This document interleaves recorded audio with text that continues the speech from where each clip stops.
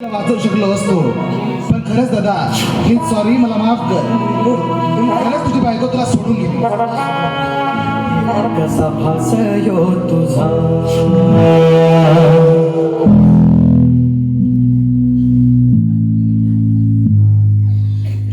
अंधारल घरदार शिवार अनाथ झाला ह्यो तुझा परिवार.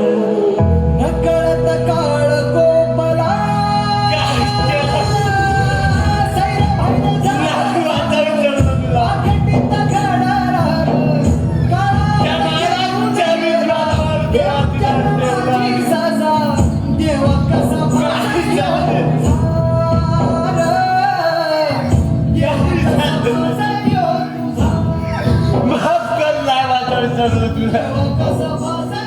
अरे दादा मला एक गोष्ट कळत नाही. अचानकपणे तुझ्या बायकोला असं झालं तरी काय? अचानकपणे ती कशी काय दगावली? त्या महाराज कडलेलं होतं. काय महाराजकडे? हो. आणि त्या महाराज औषधी दिली आणि ती औषधी दिली. अच्छा म्हणजे आता कळालं मला. म्हणजे तुझ्या बायकोला पोटात काहीतरी दुखायला लागलं तर तू तुझ्या बायकोला एखाद्या डॉक्टरकडे किंवा एखाद्या समजदार माणसाकडे नेण्याऐवजी त्या भोंदू बाबाकडे म्हणजे त्या मांत्रिकाकडे तू घेऊन गेला होता, बरोबर? आणि त्या मांत्रिकाने औषध दिली आणि ती औषधी तुला तुझ्या बायकोला दिली, बरोबर? बरं एक काम कर, आपण बघू तर त्या औषधीमध्ये त्याला दिले तरी काय. येशीवर जीव टांगला सैरा भैरा झाला सारे आघातीत घडावर काळाला घेऊन गेला देऊन जन्माची सजा देवा कसा फसयो. वा रे गड्या वा. अरे लाज वाटते तुझ्या माणुसकीची. अरे आज एवढा शिकला सवरला असताना सुद्धा तुझ्याकडून हे अपेक्षा मी कधीच ठेवली नव्हती. अरे विज्ञान एवढं समोर गेलं असताना तुझ्यासारख्या शिक्षित तरुणाकडून अशी अपेक्षा?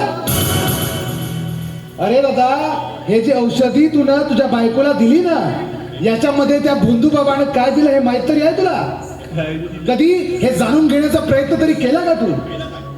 अरे त्यानं औषधी म्हणून तुला दिली आणि तू कुठलाही विचार न करता ती सरसकट तुझ्या बायकोला औषधी दिली. याच्यामध्ये त्या भोंदू बाबानं काय दिलं माहित आहे तुला?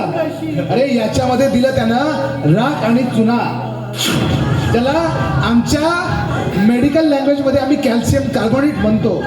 अरे कुठलाही विचार न करता ती औषध तुझ्या बायकोला दिली आणि ती औषध तुझ्या बायकोने घेतली. शेवटी काय झालं तिच्या पोटामध्ये ॲलर्जिक रिॲक्शन झाली आणि तुझी बायको दगावली. वा रे गड्या वा. बस बरं आता जे झालं ते झालं. आज तुझ्या बायकोचा प्राण गेला. मला सांग, अरे त्या मांत्रिकाच्या हाताने अशा कित्येक निरपराध बायांचे जीव त्याला घेतले असतील. म्हणून मी काय म्हणतो, आता स्वतःला सावर आणि वेळीच काय तर त्या मांत्रिकाकडे चल आणि त्याला योग्य ते धडा शिकवू आणि कायद्याच्या स्वाधीन करू. ठीक आहे? हो माझी बायको गेली तर गेली पण त्या महाराजला आता सोडणार नाही.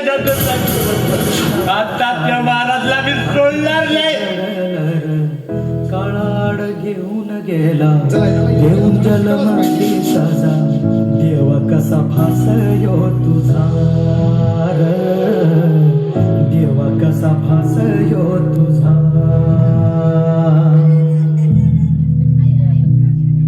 पार अनाथ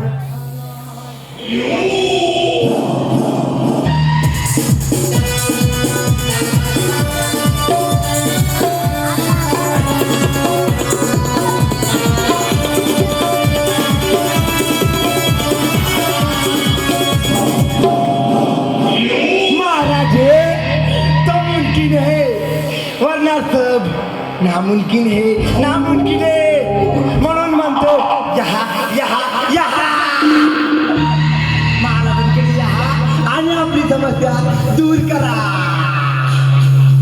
म्हणून म्हणतो गुलगुले महाराज की जय. गुलगुले महाराज की